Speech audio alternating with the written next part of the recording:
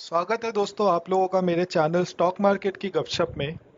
आज हम लोग एक ऐसी कंपनी को लेके आए हैं जिसने पिछले 5 सालों में अपने शेयर होल्डर्स को 210 गुना करके दिया है उनका पैसा। तो दोस्तों इसका आपको मैं आइडिया देता हूँ इसका मतलब क्या है। अगर आपने इस कंपनी में 10 लाख रुपए लगाए होते तो ये कंपनी आज आपको अराउंड अराउंड 22 या 23 करोड़ रुपए बना के दे रही होती 5 साल में।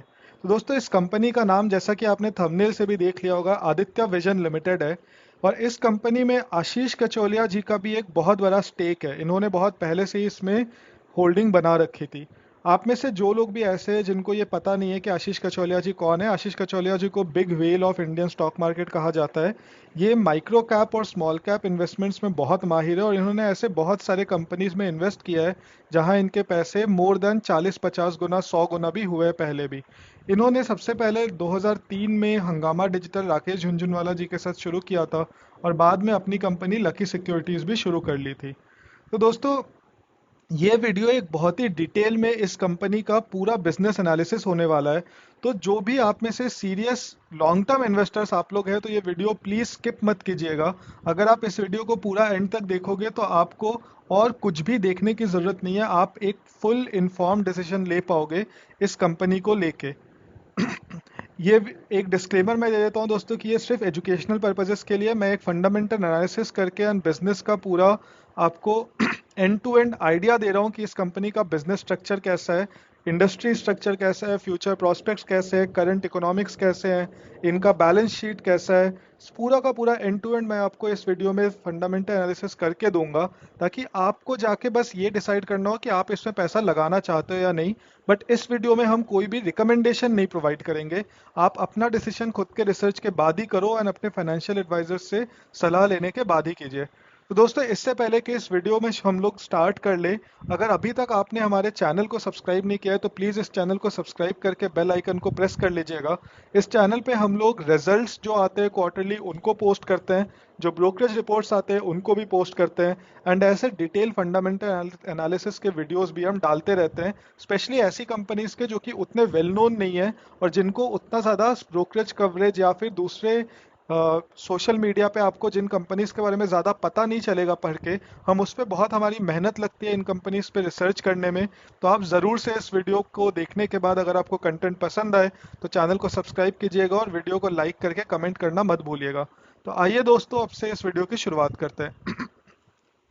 दोस्तों अगर हम इस कंपनी के एक ब्रीफ इंट्रोडक्शन की बात करें तो ये एक लीडिंग कंज्यूमर इलेक्ट्रॉनिक्स रिटेलर है ईस्टर्न इंडिया में और ये पर्टिकुलरली बिहार में स्ट्रांग है। तो दोस्तों कंज्यूमर इलेक्ट्रॉनिक्स रिटेलर क्या होता है, बेसिकली अगर आप लोगों ने टाटा का क्रोमा देखा है या फिर रिलायंस डिजिटल देखा है तो आदित्य विजन बेसिकली वही काम करती है, सेम काम करती है। बट ये ईस्टर्न इंडिया जो कि बिहार यूपी और झारखंड है यहाँ पे अभी काम करती है और बिहार में पर्टिकुलरली इनका मोर देन 50-60% मार्केट शेयर है। तो अब आप पूछोगे कि अगर इस डोमेन में ऑलरेडी क्रोमा और रिलायंस डिजिटल है, इनके पास बहुत बैकिंग है, बहुत स्ट्रांग पॉकेट्स है, तो ये कंपनी आगे कैसे ग्रो करेगी। तो इसका भी आंसर दोस्तों मैं इस पूरे वीडियो में अगर आप देखोगे तो आपको आंसर मिल जाएगा अपने आप ही कि ये कंपनी अभी तक पिछले 1999 में फाउंड हुई थी तो अभी पिछले अराउंड अराउंड 25 सालों में ग्रो कैसे कर पाई जबकि ऑलरेडी कंपटीशन पहले भी था। तो दोस्तों ये 1999 में फाउंड हुई थी और उस टाइम पे पटना में इन्होंने अपना पहला स्टोर खोला था। आज के दिन में इनका 125 से ज़्यादा आउटलेट्स है बिहार, झारखंड और उत्तर प्रदेश में। ये wide variety of electronics and home appliances competitive prices पे प्रोवाइड करते हैं और ये जितने भी मेजर नेशनल और इंटरनेशनल ब्रांड्स है उनका पूरा का पूरा प्रोडक्ट का पोर्टफोलियो अपने रिटेलिंग स्टोर्स में रखते हैं एंड लोग वहाँ पे जाके सिलेक्ट करके ले सकते हैं। कस्टमर्स को एक पूरा पोर्टफोलियो मिलता है सिलेक्ट करने के लिए। ये बहुत अच्छे कस्टमर सर्विस को प्रोवाइड करने को लेके भी खुद पे बहुत प्राइड करते हैं। ये अपने कस्टमर्स को एंगेज रखने के लिए बीच बीच में ही लॉटरी वगैरह भी करवाते रहते हैं या फिर जैसे आप बोलोगे अगर आपने कुछ खरीदा तो आपको ये कुछ लॉटरी टिकट देंगे एंड देन आपको कुछ ना कुछ ये गिफ्ट्स प्रोवाइड करेंगे अगर आपका नाम उस लॉटरी टिकट में आ गया। और इस चीज़ को ये लाइव स्ट्रीम भी करते हैं सोशल मीडिया पे सो दैट इनके ब्रांड की विजिबिलिटी बढ़ती रहे, स्पेशली बिहार यूपी और झारखंड वाले एरियाज में।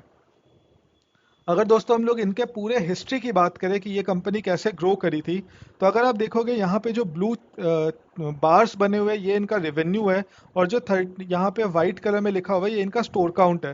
तो 1999 में इनका पहला स्टोर इनिशिएट हुआ था पटना में। उसके बाद 15 साल तक इन्होंने कहीं भी और स्टोर नहीं खोला। 2014 में इन्होंने एक्सपेंशन पटना के बाहर स्टैब्लिश करना शुरू किया। 2016 में ये इंडियन एक्सचेंज में लिस्ट होने वाली पहली कंज्यूमर इलेक्ट्रॉनिक्स कंपनी बनी। तब इन्होंने 240 करोड़ का नेट रेवेन्यू किया था और 14 आउटलेट्स इनके इंडिया में बन चुके थे। 2017 में इन्होंने 19 करोड़ का रेवेन्यू किया है, 362 19 स्टोर काउंट हो गया था और 362 करोड़ का टोटल रेवेन्यू किया। फिर इनका एक मेजर माइलस्टोन आया 2019 में, जब इन्होंने 500 प्लस करोड़ का रेवेन्यू किया एंड इनके टोटल स्टोर काउंट 38 हो गए। इसके बाद अगर आप देखेंगे कि 2021 में इन्होंने बिहार में 50+% मार्केट शेयर स्टैब्लिश किया, जो कि बहुत ही इंसेन नंबर है। किसी भी मार्केट में 50% से ज़्यादा का मार्केट शेयर होना आपको बताता है कि इनका एक छत्र राज है उस पर्टिकुलर मार्केट पे। और इसका रीज़न भी है। इस जो आप लोग जो हम लोग जो पहले डिस्कस कर रहे थे कि इस वाले पार्ट में स्पेशली जो बिहार झारखंड जो ये ईस्टर्न बेल्ट है, यहाँ पे लोग अभी भी स्पेशली बिकॉज जो कंज्यूमर इलेक्ट्रॉनिक्स चीज़ें होती है थोड़ी महंगी होती है, तो अभी भी इनका जो अगर आप देखेंगे पेनिट्रेशन है वो बहुत कम है। और सिंस ये महंगी है और जनता वहाँ पे कंपेरेटिवली थोड़ी गरीब है, तो वो ऑनलाइन ऑर्डर करके इस चीज़ में इतना ज़्यादा ट्रस्ट नहीं बिल्ड कर पाते। वो खुद से जाके देख के ही खरीदना प्रेफर करता है। 2022 में इन्होंने झारखंड में अपना ग्रोथ स्टार्ट करना शुरू किया। 2023 में इन्होंने यूपी में एक्सपैंड किया और लार्जेस्ट ऑर्गेनाइज प्लेयर ये झारखंड में बन गए एक ही साल के अंदर। अब इन्होंने 2024 में एक फंड रेस किया है आईपीओ के बाद पहली बार, और ये वर्ल्ड के लार्जेस्ट एफआईआई कैपिटल ग्रुप से इन्होंने फंड रेस किया, और यूपी में इन्होंने एक साल में 18 स्टोर्स खोल दिए हैं। बिहार में इन्होंने 100 स्टोर्स का नंबर क्रॉस कर लिया 2024 में। दोस्तों अब अगर हम इंडस्ट्री के ओवरव्यू की बात करें कि इनका जो इंडस्ट्री है वो है कंज्यूमर इलेक्ट्रॉनिक्स रिटेल इंडस्ट्री। अब हमें ये समझना होगा कि किसी भी कंपनी के ग्रो करने के लिए दो चीज़ की ज़रूरत है। एक कि उनके इंडस्ट्री में भी ग्रोथ हो। अगर आपको एक्सपोनेंशियल ग्रोथ चाहिए तो इंडस्ट्री का ग्रोथ मस्ट है। सेकेंड ये कि वो कंपनी जिस एरिया या जिस मार्केट में है उस मार्केट में क्या उनके पास मेजर मार्केट शेयर मिल रहा है। तो अगर हम इन टोटल इंडस्ट्री ओवरव्यू की बात करें तो मार्केट ग्रोथ में इंडिया की जो कंज्यूमर इलेक्ट्रॉनिक्स मार्केट साइज है वो 2024 में 80.8 बिलियन यूएस डॉलर्स पे वैल्यूड है, और ये 2033 तक अराउंड 150 मिलियन बिलियन डॉलर्स पहुंचने के लिए एक्सपेक्टेड है। तो ये जो कैगर है इंडस्ट्री ग्रोथ का ये अराउंड 6.1% है। अब अगर हम ट्रेंड्स की बात करें तो ऑनलाइन रिटेल तो बढ़ रहा है धीरे धीरे, ये हमें पता है। बट अभी भी आप देखोगे कि कहीं पे भी जहाँ पे कंज्यूमर इलेक्ट्रॉनिक्स की बात है वहाँ जो ये ब्रिक एंड मोर्टार स्टोर्स होते हैं, मतलब जो एक्चुअली अपनी दुकान लगाते हैं हार्डवेयर, आप जाके उस दुकान में जाके देख सकते हो आप। बहुत टाइम पे क्या होता है दोस्तों, ऑनलाइन में हमें समझ नहीं आता कि ये जो प्रोडक्ट है ये प्रोडक्ट हमें एग्जैक्ट डिटेल्स एक सेल्स पर्सन ज़्यादा बेटर बता पाता है। तो दैट्स वाई लोग अभी भी प्रेफर करते हैं आदित्य विजन जैसे स्टोर्स को। लोगों को ये चीज़ भी अच्छी लगती है कि खरीदने से पहले वो उस प्रोडक्ट को टच करके देख पाए। उनको थोड़ा समझ आता है, एक बंदा पर्सनली उनको मिल जाता है जो उनको सर्विसिंग के बारे में समझा देता है, आफ्टर सेल्स सपोर्ट कर देता है। तो ये सारी चीज़ों की वजह से मुझे अभी भी लगता है कि कंज्यूमर इलेक्ट्रॉनिक्स पर्टिकुलर जो इंडस्ट्री है उसमें मुझे नहीं लगता कि ऑनलाइन रिटेल इस इंडस्ट्री को कम्प्लीटली ख़त्म कर सकता है। मुझे लगता है जो ब्रिक एंड मोर्टार स्टोर्स है वो ग्रो करते रहेंगे। फोकस एरियाज की अगर बात करें तो growth in the industry is expected in areas like smartphones, wearables, smart home appliances and premium televisions. तो ये दोस्तों हम देख ही रहे कि आजकल लोग स्मार्टफोन्स पे पैसा खर्चने को बहुत ज़्यादा आतुर रहता है। जिनके पास पैसे नहीं है वो ईएमआई पे फ़ोन्स खरीद रहे हैं। वियरेबल्स के साथ भी सेम है, स्मार्ट होम अप्लायंसेस के साथ भी सेम है, और टीवीज़ के साथ तो कुछ ज़्यादा ही है। जिनके पास पैसे नहीं है वो 2-2 साल के ईएमआई पे भी बड़े टीवीज़ ले रहे हैं आज की दुनिया में। अब दोस्तों अगर हम एक और तरीके से देखें कि जो आदित्य विजन बोलती है उनका इंडस्ट्री ओवरव्यू अगर हम करना शुरू करें कि इनका जो कंज्यूमर ड्यूरेबल मार्केट ग्रोथ था वो इन्होंने FY27 तक अराउंड अराउंड 11 to 15% के कैगर पे ये एस्टिमेट करते हैं कि ये बढ़ता रहेगा। अगर वही हम बात करें कि इंडिया में अगर जो पेनिट्रेशन है वो सिर्फ 3% है। और अगर आप बाकी जगहों पे देखेंगे कंज्यूमर इलेक्ट्रॉनिक्स का, तो अराउंड चाइना में 22% है, यूरोप में 15% है। अगर आप एपैक देखेंगे यानी कि एशिया पैसिफिक, जो ऑस्ट्रेलिया और इंडोनेशिया ये वाला जो एरिया आता है, उसमें 27% है, नॉर्थ अमेरिका में 13% है। तो इसी से आपको समझ में आ रहा है कि इंडिया में अभी भी जो कंज्यूमर इलेक्ट्रॉनिक्स या कंज्यूमर इलेक्ट्रॉनिक्स रिटेल का जो पेनिट्रेशन है, वो बहुत ही अंडर पेनिट्रेटेड मार्केट है और इसमें भी बहुत ग्रोथ आना बाकी है। अगर आप इनमें देखेंगे कि जो शिफ्ट आया है नॉन फूड एक्सपेंडिचर में, कंजम्पशन पैटर्न में, स्पेशली इंडिया के रूरल वाले पार्ट में, तो वहाँ आप देख रहे होगे कि अराउंड अराउंड 4.9% से बढ़ के 6.9% पे रूरल में पहुंच गया, जो कि अराउंड अराउंड 2% का ग्रोथ है। और अर्बन में 10 सालों में 5.6% से बढ़ के 7.2%, यानी 1.6% का टोटल में ग्रोथ आया है पिछले 10 सालों में। तो इससे हमें दोस्तों क्या समझ में आया, लास्ट दो जो हम लोगों ने चीज़ें गो थ्रू करी, उससे हमें समझ में ही आ रहा है कि ये जो कंज्यूमर रिटेल या कंज्यूमर इलेक्ट्रॉनिक्स वाला जो बिजनेस है, कंज्यूमर ड्यूरेबल्स वाला जो बिजनेस है, इसमें अभी भी बहुत अंडर पेनिट्रेशन है। ये इंडस्ट्री इंडिया में अगले 10 12 20 सालों तक बहुत ग्रो कर सकती है। और स्पेशली जो रूरल टीयर 2 टीयर 3 सिटीज़ है, वहाँ जैसे जैसे लोगों के पास और पैसा आएगा, तो ये चीज़ों का पेनिट्रेशन और बढ़ना ही है आगे बढ़ के। तो ये चीज़ मुझे लगता है कि इस इंडस्ट्री के लिए बहुत ही ज़्यादा सनराइज इंडस्ट्री की तरह ये इंडस्ट्री को हम देख सकते हैं। अब आते हैं कि हम लोग इनका रेवेन्यू मॉडल क्या है आदित्य विजन का। तो दोस्तों, किसी भी कंपनी को जब आप फंडामेंटली एनालाइज करते हो, तो आपको समझना पड़ेगा कि कंपनी पैसे कमाती कैसे है। तो इनका दो तीन चीज़ जो ये बहुत ज़्यादा ध्यान देती है, एक कि ये बहुत ज़्यादा वॉल्यूम बेचना चाहती है, ये नंबर ऑफ प्रोडक्ट्स बहुत बेचना चाहते हैं, और कस्टमर सेटिस्फैक्शन पे इनका बहुत ध्यान होता है। तो अगर आप देखोगे, इनका जो प्राइमरी रेवेन्यू है वो तो wide variety of consumer electronics और होम अप्लायंसेस को बेच के ही आता है। दूसरा, ये बल्क डिस्काउंट्स पे खुद प्रोडक्ट खरीदते हैं मेजर ब्रांड्स से।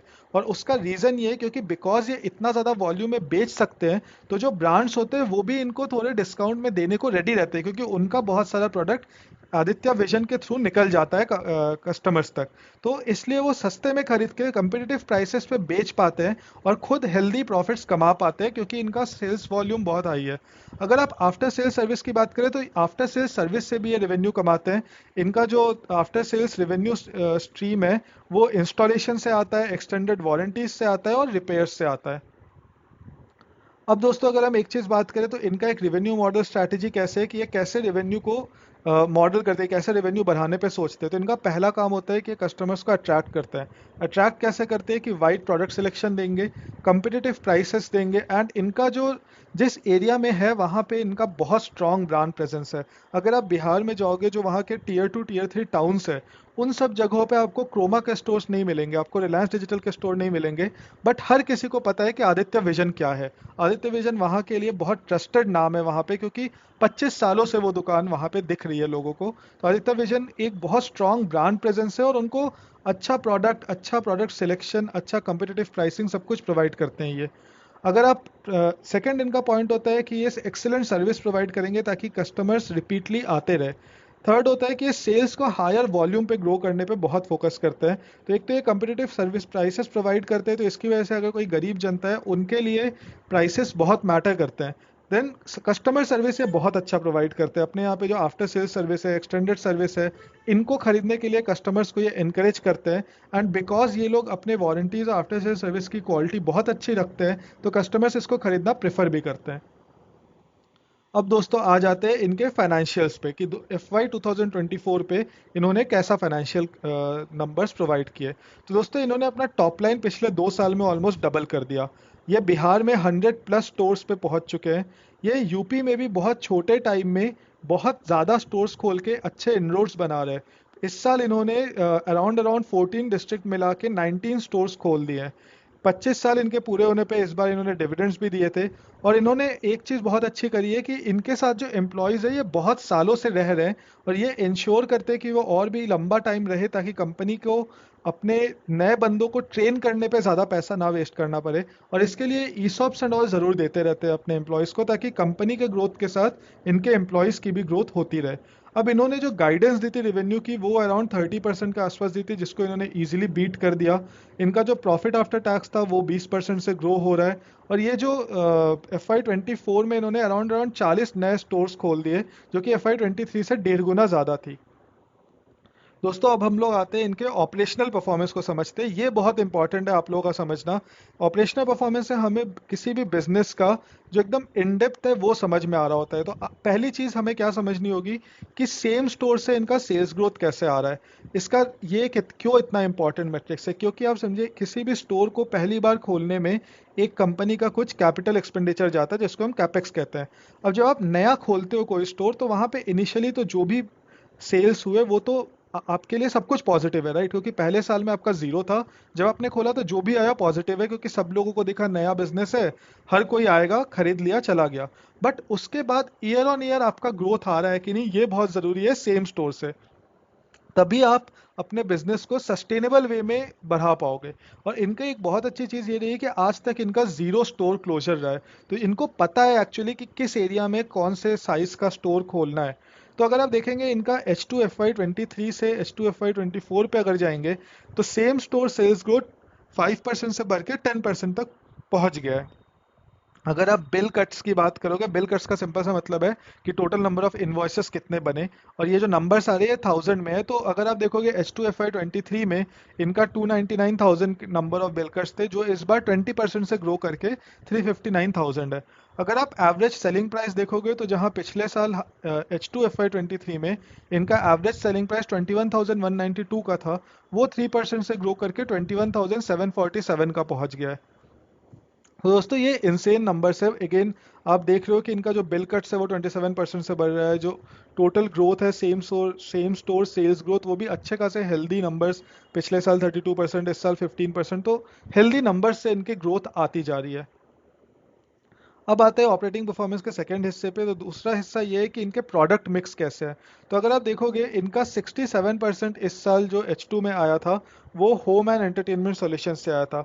होम एंड एंटरटेनमेंट सॉल्यूशंस क्या होते हैं, जैसे टीवी हो गया आपका, स्पीकर्स हो गए, अलेक्सा हो गए, एसी हो गया, वॉशिंग मशीन हो गया, ये सब आ जाते हैं दोस्तों होम एंड एंटरटेनमेंट सॉल्यूशंस में।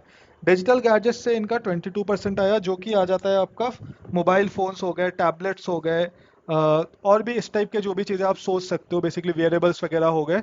ये सारी चीज़ें 22% सेल्स ग्रोथ सेल्स पे कंट्रीब्यूट करती है, एंड बाकी अदर्स में 11% आता है।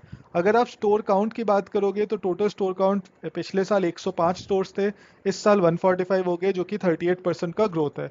अगर आप रिटेल फुटप्रिंट की बात करोगे तो पिछले साल 4,32,900 स्क्वायर फीट था, इस साल 36% से ग्रो होकर around around 6 lakh square feet पे हम लोग पहुंच गए। तो आप यहाँ भी देख रहे हो कि इनके जो number of store count, number of retail footprint, ये भी 35% 38% से ग्रो हो रहे हैं। तो ये चीज़ें आज जो ये इन्वेस्टमेंट्स कर रहे हैं ये अगले 2-3 साल में और हायर नंबर्स ही कमा के देगा। अब अगर आप इनके ग्रॉस मार्जिन की बात करोगे, ये ग्रोथ तो बहुत हाई कर रहे हैं, बट क्या ये अपने मार्जिन सस्टेन कर पा रहे हैं। तो आप इसमें भी देखोगे कि 2020 में जहां इनके पास 11% का ग्रॉस मार्जिन था, आज के दिन पे इनका साइज इतना बढ़ गया बट फिर भी इनका जो ग्रॉस मार्जिन है वो 16% है। तो वो ग्रो कर रहा है और ये अच्छे मार्जिन सस्टेन कर पा रहे हैं। जो इनका पैट मार्जिन है यानी कि प्रॉफिट आफ्टर टैक्स मार्जिन है, वो 2020 में 1.8% था, वो आज के दिन पे 4.5% के आसपास पहुंच गया है। आरओसी एंड आरओई भी इन्होंने बहुत अच्छे नंबर्स रखे हुए हैं, अराउंड अराउंड 24-25% पे दोनों है। अगर आप फाइनेंशियल्स एंड बैलेंस शीट की बात करें तो बैलेंस शीट अगर आप देखोगे, इन्वेंट्री डेज FY23 में इनकी 83 डेज की थी, जो कि इस बार माइन्यूट तरीके से बढ़ी है 91 डेज। और इसका रीज़न मैनेजमेंट ने बताया था कि इन्वेंट्री डेज बढ़ने का जो मेन रीज़न था वो ये था कि इन्होंने बहुत सारे नए स्टोर्स खोले। तो जब आप नए स्टोर्स खोलोगे तो ऑब्वियसली आपको बहुत सारी इन्वेंट्री फ्रेश बाय करके रखनी पड़ेगी। एंड बिकॉज इस बार इनके पिछले फाइनेंशियल ईयर में इतने ज़्यादा स्टोर्स ओपन हुए तो इसलिए इन्वेंट्री डेज 8 डेज से बढ़ गए। अगर आप पेबल डेज देखोगे तो वो कम हुए हैं, 17 डेज से कम होकर 13 डेज पे पहुंच गए हैं। और वर्किंग कैपिटल डेज 66 से बढ़ के 77 गया है। उसका रीज़न अगेन यही है कि नंबर ऑफ स्टोर्स खुले हैं तो ऑब्वियसली नंबर ऑफ एम्प्लॉयज़ बढ़े हैं, नंबर ऑफ जो आपको पैसा इनिशियली डालना है किसी स्टोर को खोलने में वो ज़्यादा लगता है। तो वर्किंग कैपिटल डेज भी एक माइनर, थोड़ा सा माइनर ही बढ़ा है, इसमें कोई भी चिंता की बात नहीं है। अगर आप नेट डेट टू एबिटा देखोगे तो पिछले साल जहां 1 था वो इस साल 0 हो गया। तो ये तो बहुत ही अच्छी बात है कि kind of debt free company की तरफ बढ़ चुकी है। नेट डेट टू इक्विटी भी 0 हो गया है 1 से कम होके। अगर डाइल्यूटेड अर्निंग्स पर शेयर की बात करें तो 18% से ग्रो हो गए, जहां पिछले साल EPS 53 रुपीज़ का था, इस साल 63 रुपीज़ का हो गया है। अब दोस्तों ये वाली चीज़ बहुत इंपॉर्टेंट है किसी भी रिटेल बिजनेस को समझने के लिए, और ये है स्टोर इकोनॉमिक्स। तो स्टोर इकोनॉमिक्स क्या होता है कि आपने एक दुकान खोला, तो उस दुकान में जो इन एंड आउट सब कुछ हो रहा है कि खोलने में कितना पैसा लगा, चलने में कितना लग रहा है, वो कमा के कितना दे रही है, इस सब कुछ को हम स्टोर यूनिट इकोनॉमिक्स में समझते हैं। तो दोस्तों ये बताते हैं, ये आदित्य विजन की मैनेजमेंट ने खुद बोला है कि इनका जो एवरेज कैपेक्स लगता है एक स्टोर को खोलने में, वो लगता है around around 55 to 65 lakhs। Total outlet इन्होंने बिहार, झारखंड और यूपी में मिला के 148 खोल दिए हैं। ग्रॉस मार्जिन रेंज हर स्टोर का अराउंड 13 to 15% रहता है। एक स्टोर से ये जो एवरेज वर्किंग कैपिटल पर स्टोर में लगता है वो 2 से 2.25 करोड़ का लगता है। अगर आप देखोगे कि इनका ब्रेक इवन कब आता है एक स्टोर का एवरेज तौर पे, तो 6 से 8 महीने में ये ब्रेक इवन कर जाते हैं। पे बैक पीरियड ये 3 साल में पूरा का पूरा पैसा इनका निकल आता है, पे बैक हो जाता है। प्रोडक्टिविटी अगर आप देखोगे पर एम्प्लॉय तो 1.2 करोड़ से ज़्यादा का निकल के आ रहा है, विच इज़ इनसेन। ये हर एम्प्लॉय को एवरेज एवरेज जो सैलरी दे रहे होंगे 1.2 करोड़ से बहुत कम होगा साल का, मुझे पक्का पता है। अगर आप इनकी रेवेन्यू बात करोगे पर स्क्वायर फीट, तो 45,000 प्लस आ रहा है पर square feet revenue, which is again आपको 45,000 प्लस तो आप खरीद सकते हो, आपको लीज करने की भी ज़रूरत नहीं है। 10,000 12,000 रुपए पर स्क्वायर फीट में तो आपको नोएडा दिल्ली जैसे शहरों में भी आपको अच्छा खासा रिटेल आउटलेट मिल जाएगा। एवरेज प्राइस भी जो प्राइस टू बुक ये है पीबीटी, प्रॉफिट बिफोर टैक्स पर स्क्वायर फीट है, वो 2,100 रुपये बन के आता है। तो इससे आपको समझ में आता है कि इनका जो स्टोर यूनिट इकोनॉमिक्स है वो कितना प्रॉफिटेबल है और कितना फेवरेबल बिजनेस है, ये कितना स्ट्रांग है इनका ब्रांड, कि ये अपने स्टोर्स को 55 से 65 लाख लगा के खोल रहे हैं, 6 से 8 महीने ब्रेक इवन कर रहे हैं, और 3 साल में इनको पे बैक भी कंप्लीट मिल जा रहा है। तो इसी से हमको समझ में आता है कि इनके ब्रांड की पहुंच कितनी स्ट्रांग है जिन जगहों पे ये ऑपरेट करते हैं उससे। अब दोस्तों अगर हम फ्यूचर प्रोस्पेक्ट्स की बात करें, तो पहली चीज़ जो ये करना चाहते हैं ग्रोथ करने के लिए, तो ये एक्सपैंड करना चाहते हैं, रीजनल प्रेजेंस अपनी बढ़ाना चाहते हैं, और ये अपनी डोमिनेंस जिन जगहों पे ये है वहीं पे पहले सॉलिडिफाई करना चाह रहे हैं। क्योंकि इनको इनके मैनेजमेंट कॉल्स मैंने जितने भी पढ़े, इतना मुझे समझ में आया कि इन्हें ये लग रहा है अभी भी कि यूपी, बिहार और झारखंड में अभी बहुत प्लेसेस है जहाँ पे जाके अपनी दुकानें खोल सकते हैं, और वहाँ पे इनकी दुकानें चलेंगी, जिस दिन खुलेंगी उसी दिन से चलेंगी। और इस चीज़ पे हम भरोसा भी कर सकते हैं क्योंकि इनके यूनिट स्टोर इकोनॉमिक्स के नंबर्स इतने अच्छे आ रहे हैं। कोई स्टोर आज तक इनका बंद नहीं हुआ, 150 स्टोर खुल चुके हैं, एक स्टोर इन्होंने आज तक बंद नहीं किया है। तो इससे हमें समझ में आ रहा है कि इस कंपनी के जो मैनेजमेंट है उनको इस एरिया में बहुत अच्छी पकड़ है, उनको पता है किस एरिया में जाकर दुकान खोलनी है। इनको कस्टमर एक्सपीरियंस अपना एनहांस करना है, वो करने के लिए ये लोग अपने स्टाफ को ट्रेन करते रहते हैं। Omni channel strategies like online ordering वगैरह को भी ये लोग थोड़ा बहुत प्रमोट कर रहे हैं, और अपनी ब्रांड पार्टनरशिप को ये स्ट्रेंथन करते जा रहे हैं, बिकॉज ये बहुत ज़्यादा वॉल्यूम मूव कर पाते हैं। तो ये मेजर ब्रांड्स के साथ और भी एक्सक्लूसिव डील्स सिक्योर कर पा रहे हैं, और वो मेजर ब्रांड्स इनको डिस्काउंट्स एंड ऑल ज़्यादा प्रोवाइड करती है, तो ये कम सस्ते में बेच भी पाते हैं और still because of higher volume बहुत अच्छा प्रॉफिट भी बना पा रहे हैं। अब दोस्तों आते हैं कि मार्केट पेनेट्रेशन कैसा है हिंदी हार्टलैंड में। अगर आप देखोगे जो लेफ्ट में इन्होंने इंडिया का मैप बनाया हुआ है, यहाँ पे ये बता रहे हैं कि percentage of house holds who own all three appliances, television, refrigerator and washing machine. अगर आप देखोगे बिहार में 3.7% ये है, यूपी में 15.7% है, वहीं आप अगर हरियाणा में चले जाओ तो 53% है, दिल्ली में 60% है, हिमाचल में 41% है, जम्मू कश्मीर में 41 है, पंजाब में 63% है। तो यूपी, बिहार और झारखंड में अगर आप देख रहे हो बहुत कम पेनिट्रेशन है, झारखंड में 6.2%। तो अगर ये इंडिया के एवरेज पे भी लेके आ जाते हैं इन पर्टिकुलर स्टेट्स को, तो भी हमें बहुत ज़्यादा इनके पास मार्केट को पेनिट्रेट करने का अभी मौका है।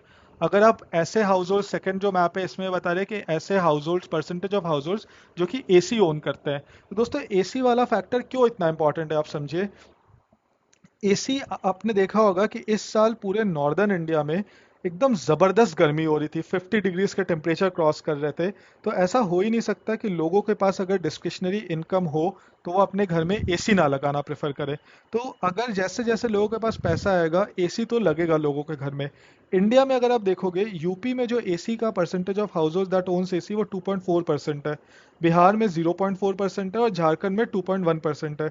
ये कंपनी अभी उड़ीसा की भी बात कर रही थी अपने एक कॉन कॉल में कि शायद ये बीच में उड़ीसा की तरफ भी बढ़ने का सोच रहे हैं, वेस्ट बंगाल का भी ये देख रहे हैं। तो इनमें भी अगर आप देखोगे तो 1.5%, तो बहुत ही कम पेनिट्रेशन है इन स्टेट्स स्टेट्स में, क्योंकि ये स्टेट्स गरीब स्टेट्स हैं, इनके टीयर 2 टीयर 3 सिटीज़ में लोगों के पास पैसा कम है, और यहाँ पे क्रोमा और रिलायंस डिजिटल ये लोग अभी तक पहुँचे ही नहीं, और ये शायद पहुँचना चाहते भी नहीं है, बिकॉज इनको लगता ही नहीं कि वहाँ से ये इतने पैसे निकाल पाएंगे। और अगर इस कंपनी ने अपना जो इनका जो स्ट्रॉन्ग होल्ड है यूपी, बिहार और झारखंड, अगर वही सक्सेस इन्होंने, और एक तो यूपी अभी पूरा बचा हुआ है, यूपी और झारखंड में इन्होंने अगर प्ले आउट कर दिया सेम तरीके से, और अगर ये उड़ीसा और वेस्ट बंगाल इस टाइप के स्टेट्स में भी जाकर रेप्लिकेट कर पाए अपने सक्सेस को, तो ये कंपनी दोस्तों यहाँ से भी बहुत बहुत टाइम्स ग्रो कर सकते हैं। मैं परसेंटेज नहीं, बहुत बहुत टाइम्स ग्रो करने का इनके पास स्कोप है, क्योंकि ये जो स्टोरी है कि एसी का हाउस होल्ड परसेंटेज में जो ओनरशिप है, या वॉशिंग मशीन, रेफ्रिजरेशन, टेलीविजन, इन सब का जो ओनरशिप है वो अभी इतना कम है हिंदी हार्टलैंड में, ये हो सकता है अगले 50-60 साल तक ग्रो करता रहे बिना किसी रुकावट के। तो इनके पास अगर ये प्ले सही से कर पाए अपने मार्केट को, तो इनको इंडस्ट्री तो इनको पूरी खुली ओपन मिल रही है, प्लेग्राउंड ओपन है, जस्ट ये कितना कैप्चर कर सकते हैं इसके ऊपर डिपेंड करेगा कि ये कंपनी आगे कितना ग्रो करेगी।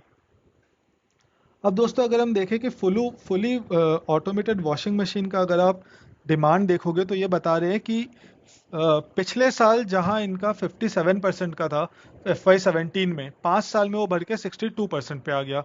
स्प्लिट एसीज का अगर देखेंगे तो एक्चुअली डिमांड थोड़ी सी 73% से बढ़ के 81% पे चली गई। वहीं अगर आप share of bigger size TV देखोगे, तो 32 इंच से जो बड़े टीवीज होते हैं उसकी डिमांड 15% से बढ़ के 22% हो गई। 32 इंच की टीवीज की डिमांड 33% से बढ़ के 37% हो गई। और जो अगर आप देखोगे कि share of BRICS and motor stores versus e commerce in consumer electronics, हमें लगता है कि बिकॉज ई कॉमर्स यानी अमेजॉन, फ्लिपकार्ट आने से जो ये ब्रिक एंड मोटर स्टोर्स यानी कि जिनका दुकान है जहाँ पे इलेक्ट्रॉनिक्स बिकते हैं वो कम हो जाएंगे। बट अगर आप देखोगे ऐसा है नहीं, क्योंकि अगर आप लार्ज अप्लायंसेस की बात करोगे तो इनके पास 83% अभी भी मार्केट शेयर है, जहाँ पे लोग जाके खुद से खरीद रहे हैं दुकानों से, ई रिटेल से बस 17% खरीद रहे हैं। मोबाइल्स आई नो लोग ई कॉमर्स से ज़्यादा खरीदते हैं, उसका रीज़न ये है कि कुछ कुछ डील्स ई कॉमर्स वेबसाइट्स पे एक्सक्लूसिव आती है। बट जहाँ पे बड़े मतलब जो लार्जर टिकट वाला साइज़ है, जहाँ पे आप एसी खरीद रहे हो, वॉशिंग मशीन खरीद रहे हो, टीवी खरीद रहे हो, यहाँ पे लोग आज भी प्रेफर करते हैं कि हम जाएं, हमें कोई सेल्स वाला समझा दे कि ये प्रोडक्ट कैसे बेटर है दूसरे प्रोडक्ट से, और फिर हम खरीदें। वहाँ पे हमें ये भी लगता है कि एक पर्सनल बंदा है जिसमें अगर कुछ दिक्कत आई तो मैं इसको वापस आके बात करूंगा। और ये फीलिंग दोस्तों, मैं खुद टीयर 2 टीयर 3 सिटीज़ में जब जाता हूँ, ये फीलिंग लोगों में है आज भी, कि अगर कोई सेल्स का बंदा है, मैं इसके यहाँ 10 साल से जा रहा हूँ, तो वो मेरा कुछ भी दिक्कत होगी तो वो सॉल्व कर देगा। ऑनलाइन में मंगाऊंगा तो मैं किसको बात करने जाऊंगा। तो ये वाला जो बिहार, यूपी, झारखंड में ये जो फीलिंग है कि हमें दुकान से जाके खरीदना है, स्पेशली जो महंगी चीज़ें हैं, उसके केस में ये फीलिंग मुझे लगता है आगे भी रहने वाली है। अब दोस्तों जो कंपनी ने फ्यूचर रोड मैप बताया, तो ये बोल रहे थे कि यह 20 से 25% रेवेन्यू का अगर टारगेट कर रहे हैं अगले 3 से 5 साल में। ये सेंट्रल यूपी और ईस्टर्न यूपी की तरफ बढ़ते जा रहे हैं। Business is ready to scale beyond Bihar, Jharkhand and UP. तो ये एडजॉइनिंग स्टेट्स जो हिंदी हार्टलैंड के ओवर 3 से 5 साल, उसमें ये और अपना बिजनेस इन तीनों स्टेट्स के अलावा भी बढ़ाएंगे। तो मैं यही बोल रहा था, मैंने इनका कॉन कॉल पढ़ा था, ये उड़ीसा, वेस्ट बंगाल की भी बात कर रहे थे कि आगे धीरे धीरे शायद ये वहाँ पे भी जाएंगे। तो ये लोग री इन्वेस्ट करते हैं अपना कैपिटल, बहुत ही हाई ROIC है दोस्तों, वो हमें दिख ही रहा है, क्योंकि ये इनका स्टोर्स पे जो इकोनॉमिक्स है वो इतने फेवरेबल है कि ये कोई भी कैपिटल अगर नया स्टोर खोलने में लगा रहे हैं, वो ये 2 साल 3 साल में पूरा पैसा वापस इनको मिल जा रहा है। तो इससे अच्छा तो कुछ हो ही नहीं सकता। अब दोस्तों अगर हम बात करें कि जो इलेक्ट्रिसिटी कंजम्पशन है हिंदी हार्टलैंड में अदर स्टेट्स के मुकाबले, वो 2 टाइम्स बढ़ गई है। अगर आप देखोगे FY15 से लेके FY23 में, उसका रीज़न क्या है कि ये जो हिंदी हार्टलैंड के स्टेट्स हैं ये ऑलरेडी बहुत कम यूटिलाइज करते थे पहले, तो बेस इतना लो है कि धीरे धीरे जैसे जैसे ये इन स्टेट्स के लोगों के पास पैसे आ रहे हैं, जैसे यूपी में अब धीरे धीरे मैन्युफैक्चरिंग इंडस्ट्रीज आ रही हैं। पहले ये बहुत ज़्यादा एग्री फोकस स्टेट था, बट मैन्युफैक्चरिंग हब बनने धीरे धीरे बनने के टूवर्ड्स बढ़ रहा है। यूपी में जो GST कलेक्शन है वो तमिलनाडु से ज़्यादा हो गया पिछले साल। तो इन चीज़ों से हमें समझ में आ रहा है कि लोगों के पास धीरे धीरे पैसा आ रहा है, और बिकॉज बेस इतना कम था, अब किसी के पास भी पैसा अगर किसी स्टेट में आ रहा है तो हमें सबसे पहले यही दिखेगा कि वहाँ पे इलेक्ट्रिसिटी कंजम्पशन बढ़ेगी। क्यों? क्योंकि पैसा आएगा तो लोग वॉशिंग मशीन खरीदेंगे, लोग फ्रिज खरीदेंगे, लोग AC खरीदेंगे, लोग टीवी खरीदेंगे, तो इलेक्ट्रिसिटी कंजम्पशन अपने आप बढ़ जाएगा। आपको अगर किसी स्टेट का ये देखना है कि एक्चुअली उनके यहाँ पे लोगों के पास पैसा आया है कि नहीं, तो आप उनका एवरेज पावर कंजम्पशन देखो, आपको एक बहुत क्लियर पिक्चर दिखने लगेगी कि लोगों में जो इलेक्ट्रिसिटी कंजम्पशन का रेट है, मोर और लेस ग्रोथ उसी रेट से आ रहा है। अब अगर दोस्तों लोग वैल्यूएशंस की बात करें, तो ये स्टॉक का प्राइस टू अर्निंग अभी 75 का है।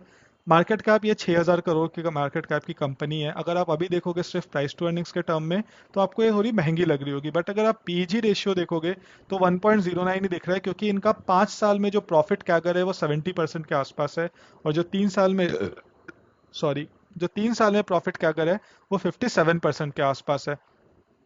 तो ये कंपनी, अगर आप दोस्तों ऐसे देखोगे, इनके पास रिजर्व्स 474 करोड़ के, जो डेट है वो शॉर्ट टर्म डेट है जो कि वर्किंग कैपिटल के लिए ये लोग यूज करते हैं, कोई लॉन्ग टर्म डेट ज्यादा इनके ऊपर है नहीं।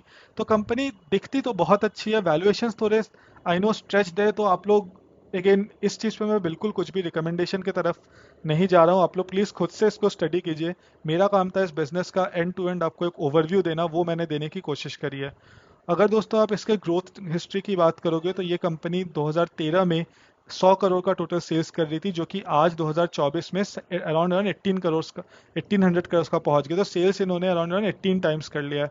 और ऑपरेटिंग प्रॉफिट अगर आप देखोगे 2013 में इनका 2 करोड़ का था और आज ये 170 करोड़ पे है, तो यहाँ तो अराउंड 90 टाइम्स का ऑपरेटिंग प्रॉफिट कर लिया है। तो इनका जो कंपाउंडेड प्रॉफिट ग्रोथ है 10 साल में वो 60% का है। 5 साल में इनका जो स्टॉक प्राइस क्या करे वो 172% का है, जो कि इंसेन नंबर है। दैट्स वाई इन्हें पिछले 5 साल में इन्होंने 210 गुना किया है अपना पैसा। मैं 210% नहीं बोल रहा हूँ, 210 गुना किया है। तो 1 लाख रुपए का अराउंड अराउंड 2.1 करोड़ बना देना, 10 लाख रुपए का 21 करोड़ बनाया है इन्होंने। तो ये वीडियो बनाने के पीछे दोस्तों मेरी एक ये भी थी बात समझाने की कोशिश की, जो बड़ा पैसा बनेगा वो ट्रेड करके एक दिन में मार्केट कितना ऊपर जाएगा ये सोच के ऑप्शंस पे करके नहीं बनेगा दोस्तों। जो बड़े पैसे बनेंगे वो आपको ऐसे लोगों को देखना पड़ेगा जिन्होंने एक्चुअली मार्केट से बड़ा पैसा बनाया है। आप अगर आशीष कचौलिया, राकेश झुनझुनवाला, राधा किशन दमानी ऐसे लोगों को पढ़ोगे, इन्होंने कंपनीज को छोटे में खरीद के बहुत दिनों तक होल्ड किया है और उस पे इन्होंने इंसेन रिटर्न्स कमाए। अब हम सोचते तो हमें लगता है कि ऐसा एक बार हो गया, बट नहीं होगा। बट आप देख लो कि आपके सामने पिछले 5 साल में ये एक स्टोरी प्ले आउट हुई है। अगर आपको ये वीडियो अच्छा लगा हो तो प्लीज़ कमेंट करके बताइएगा, मैं ऐसे वीडियोस फिर और बनाऊंगा और आप लोगों तक पहुंचाने की कोशिश करता रहूंगा। जय हिंद।